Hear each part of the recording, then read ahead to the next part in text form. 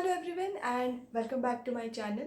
I'm back today with another interesting video for you all. All of you must be aware that 10th of October was World Mental Health Day.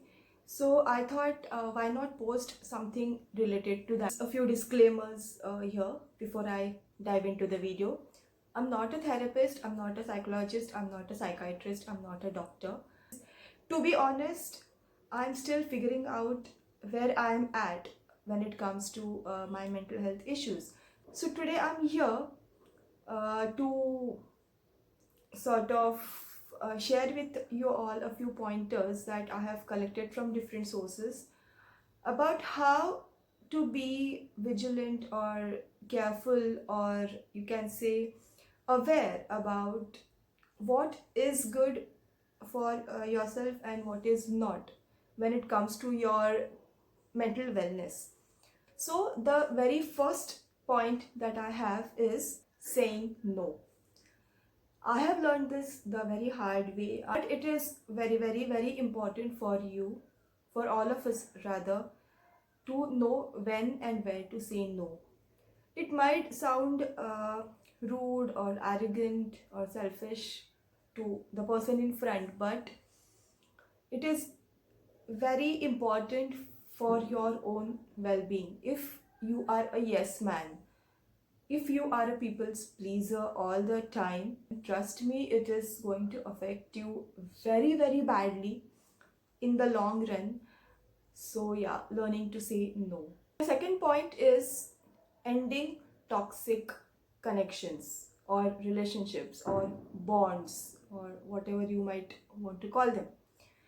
By toxic relationships, I do not only mean the romantic kinds. Toxic relations or toxic equations or situationships also, which is a word these days, could be with your colleagues or ex-colleagues if you have switched jobs or if you are no longer in the job that you were earlier. Neighbors, some of your family members or extended family members who aren't aware of what you are going through on a daily basis, or who aren't in touch with what your life has been like for a while. Your so-called close friend circles that you thought were once upon a time your world.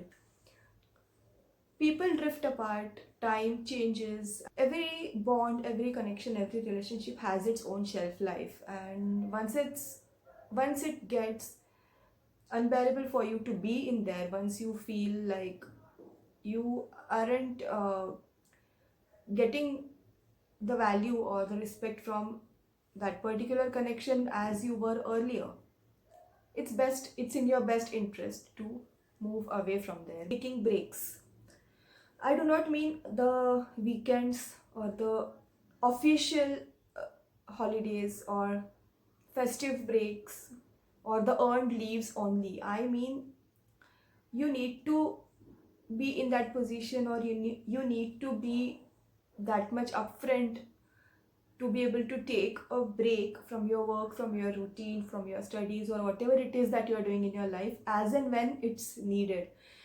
Please do not postpone, or please do not wait until situations get out of the hand and you feel like, I'm going to break down now, I'm going to collapse. Please don't be that person. Take a break as and when you feel low, demotivated, or not up to the optimum level that you earlier were. Our next point is setting boundaries. This is a very important pointer. I feel setting boundaries of your availability. Your availability, first of all, is not your virtue. Don't make it your unique selling point, or don't make it your best feature that you have to offer to the world.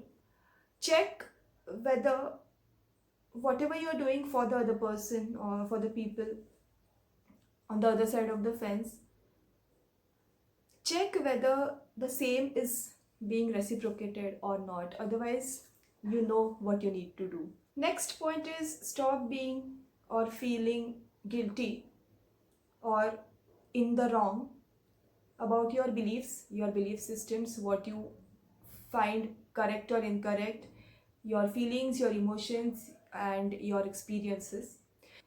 They are formed because of the kind of life that you have had until a certain point in time.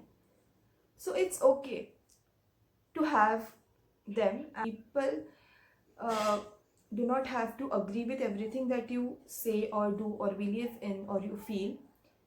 Vice versa, you do not have to agree with everything that the other person has to say or believes, or the other person's opinion all the time. It's okay to agree to disagree. Our next point is, it's okay if you do not want to attend to that call, that text, that mail, or accept that invitation of an event or a function, and instead spend your time taking care of yourselves, pampering yourselves, and just relaxing.